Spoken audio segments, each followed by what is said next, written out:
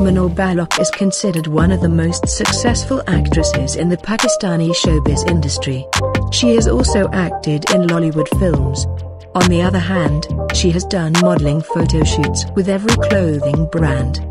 Because nature has given her such a beautiful face that everyone is behind her getting a photo shoot.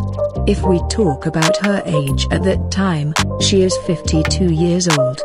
Looking at her recent pictures, it looks like she is a 25-year-old girl and unmarried. But here we will tell you one thing, that Mahnoor Baloch has also become a grandmother.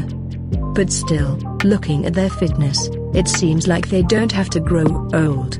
Mahnoor Baloch has worked with actor Humayun Saeed in very successful dramas and films. At the moment, she has taken a break from working on a new project. And now she has nearly 100,000 followers on Instagram. To this day, people are seen asking him on social media what is the secret of her fitness and health. She has said many times in her interviews that she follows indigenous tips and exercises on time. And because of this she still looks beautiful. So let's see some new attractive pictures after losing their weight.